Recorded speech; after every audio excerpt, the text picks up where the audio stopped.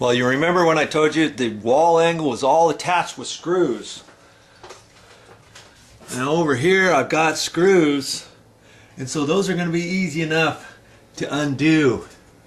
You see here's some wall angle with screws.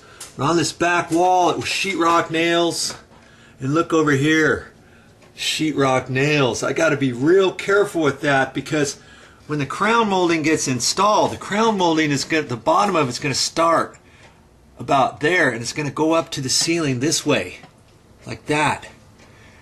So all of these nail hole areas are going to be exposed now. I don't want to get a putty knife and start scraping up and prying there with a nail puller or anything like that. I'm going to have to, I don't know quite yet how I'm going to get those out without marking up the cabinet anymore, and I have to, okay? Because the idea is to remove these sheetrock nails cleanly, so that then there's only going to be a nail hole there, and then you can take a putty stick and match up to your stain on your oak cabinets here, or whatever color, whatever type of cabinet you have. They have different putty sticks at the hardware store, different colors, and you can putty those up, and you just fill up the nail hole with a little screwdriver and scrape it off, and it looks good. Okay, but I'm going to give you a little tip. Now see here, this wall angle was installed with sheetrock nails, and if they're not in studs, you can take a putty knife and pry in the back side and loosen it up and get the nail out. But what if your nail is in a stud, a sheetrock nail? I couldn't dig it out, and you can't really see it from there, but I couldn't take a nail puller and dig out the nail from the front side, because the head just kind of moves. And I could take it and gouge up the sheetrock, then I've got another patch there, and do the same thing over here, because you remember when I remove this wall angle here, this ceiling, this sheetrock here has to be floated from here up higher. And so I could do that, but here's another tip for you. I had a sheetrock nail there, and the head, I just took it, a big fat nail set, and I took it right there and tapped in the nail right through the T-bar, the back side of that, and it went right through. I did the same thing over here, smashed it through. Okay, now I can loosen that up, wedge this up, and pull that out. Now that tip I just gave you to tap those nails through, sometimes that works. You might not have a wall angle that needs to be removed, but you might have something else that needs to be removed. If you can't get the head out, or a finished nail, if you can't pull it out, just countersink it and sink it in like that, and then you can remove your trim. Now it's slow going taking this wall angle off, because I had it attached with sheetrock nails. Well, I got it to this point, and you see there's a sheetrock nail there that I want to pull out, but I don't have a little flat bar to pull that out, and I can't really pull it out with pliers. Even if I got my pliers up there like that, I can't pull straight out, and I don't want to wedge it down. Then I put a mark in there. Now this is oak, so it's a little bit harder than like birch or alders, different things like that. So what I'm going to do is I'm going to wedge my nail puller underneath it, but in order to do that, I need to pry down on here to pull it out. So I'm going to just take a putty knife. I'm going to set it here like that. Then I'm going to put my nail puller up here, tap it in with my hammer. Now I can pry down on it because I'm flat with that, right?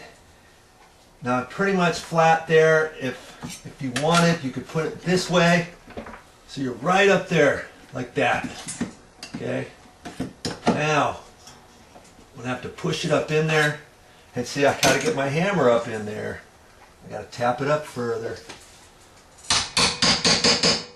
Because with sheetrock nails, the head wants to slide. So if you don't want to move it like that because you're afraid you're gonna mark up your cabinet there, you can put it flat and pry down on it like that. There it is. Now see, we still have that nail hole, but see, there's no pry marks on here or anything, and that's going to be easy to fill up with some putty stick. Now here's some other nails, and they're not out as far. I can't get my cat's paw underneath that. So you see, I've already put a few marks in there. It couldn't be helped, but they're small enough. These little marks here from my putty knife, trying to get up underneath there to get that wall angle out. I can't pry that out. So what to do with that? Well, if you had a really small, thin, flat bar, you might be able to put it up in there, do the same thing as before. I don't have that, so what I'm going to do, I'm going to take a sheetrock or a hacksaw blade. I'm just going to take it in there and try to cut the head off. Okay?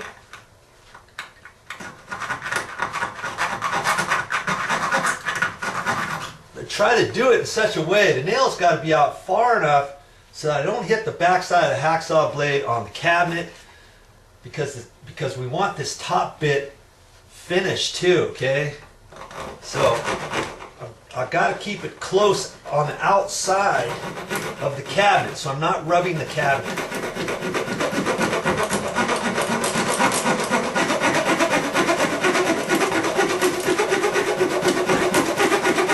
Yeah, you can cut these off with a saw, hacksaw. Just be careful and go slow.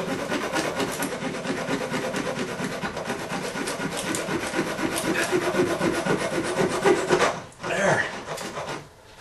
Okay. I can pull that off like that. And I've got just the head, or just now it looks like just a finish nail, doesn't it? Right? So now I can take, I had a nail set, I can set that in. I've got kind of a big nail set. I'm just going to set it right there and tap it in. Just like that. Now I can fill up, put a little putty stick over that. If you have some little marks on oak, you know how to clean those up? You can put some oil on there, just some motor oil if you want, depending. Wipe some on there, or some Old English it's called, and that's good for touch-up marks as well. Or you can even get some felt tip pins, you know, some brown, they got different ones at the store, and you might be able to do something like that. But a little bit of stain works good, some dark brown stain, and you're just going to put a little bit on there, Old English whatever, okay? And I got another head there. Guess I'm going to get rid of that one. Same way.